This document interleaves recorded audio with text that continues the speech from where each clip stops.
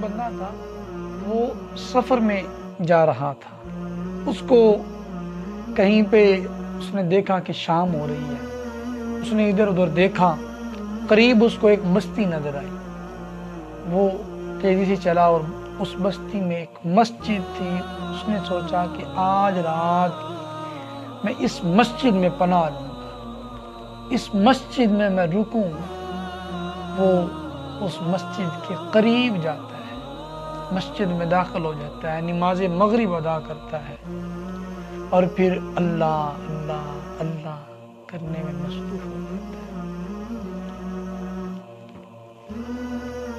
پھر عشاء کا ٹائم ہوتا ہے، عشاء کی نماز ادا کرتا ہے، پھر اللہ اللہ کرنے میں مصروف ہو جاتا ہے۔ جو مسجد کا خادم ہوتا ہے وہ کہتا ہے چل میاں،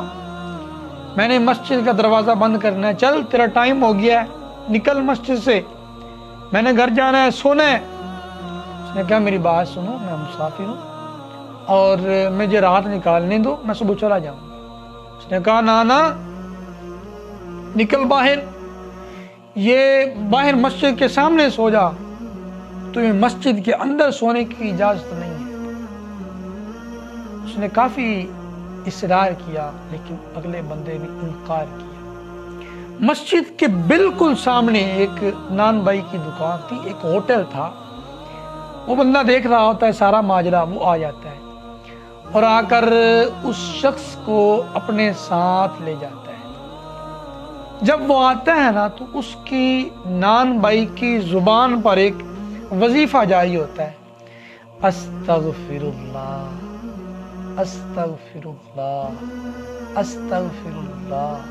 بس اس کی زبان پہ یہ وظیفہ جاری ہوتا ہے اور آ جاتا ہے، لے کر ان بزرگوں کو، اس مسافر کو اپنے گھر چلا جاتا ہے، رات کا کھانا پیش کرتا ہے، لیکن اس کی زبان پر ایک ہی لفظ جاری ہے، استغفر اللہ استغفر اللہ استغفر اللہ۔ رات کو مہمان سو گیا، لیٹ گیا، جب اس کی آنکھ کھلتی اس کے کانوں میں ایک ہی آواز پڑتی کہ وہ نان بائی، وہ ہوٹل والا، وہ اس کی زبان سے ایک ہی وظیفہ جاری ہے، استغفر اللہ استغفر اللہ استغفر اللہ۔ وہ صبح اٹھتے ہیں، نماز فجر ادا کرتے ہیں، وہ نماز فجر کے بعد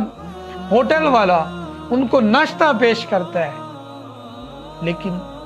وہ مسافر یہ بات سن کر حیران ہوتے ہیں کہ اس کی زبان پر وظیفہ جاری ہے، استغفر اللہ استغفر اللہ استغفر اللہ۔ جانے کے لیے اجازت مانگتا ہے، وہ کہتا ہے ٹھیک ہے آپ چلے جائیں۔ وہ پوچھتا ہے بتاؤ کیا ماجرا ہے کہ ہر ٹائم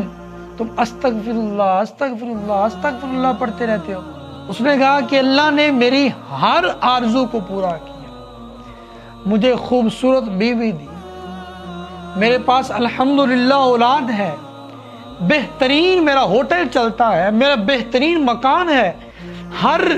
اس وقت کی جو آسائش تھی، جو سہولیات تھی، وہ کہتا میرے پاس سب ہیں، لیکن میرے دل میں ایک آرزو تھی، یا اللہ اس وقت کے سب سے بڑے عالم امام ابو یوسف کی زیارت کروا دے۔ کئی دفعہ میرے علاقے میں آئے ہیں، میں جاتا ہوں، جب جاتا ہوں تب وہ ہو کر چلے جاتے ہیں، آ کر چلے جاتے ہیں، میں ایک دو دفعہ ان کے آستانہ مبارک پر بھی ملنے گیا، لیکن مجھے زیارت کا شرف حاصل نہ ہو سکا۔ میں بڑا پریشان ہوں اور کہتا ہوں کہ میں گناہ گار ہوں، میرے گناہوں کی وجہ سے مجھے اللہ کے اس نیک بندے کی، اس عالم کی زیارت مجھے نہیں ہو رہی۔ میں اس لیے اللہ سے اپنے گناہوں کی معافی طلب کرتا ہوں، معافی مانگتا ہوں کہ مالک کرم نوازی فرما دے، یا اللہ مجھے معاف فرما دے اور مہربانی فرما، ان بزرگوں کی زیارت مجھے عطا فرما دے۔ وہ مسافر کہتا ہے، وہ کہتا ہے میاں تجھے مبارک ہو،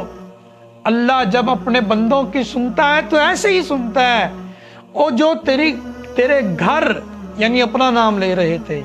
اور جو تیرے گھر رات کو مہمان ٹھہرا ہے، جس کو تم نے رات کا کھانا دیا، صبح کا کھانا دیا، رات ٹھہرایا، خدمت کی، بہترین بستر دیا، اور اسی کا نام امام ابو یوسف ہے۔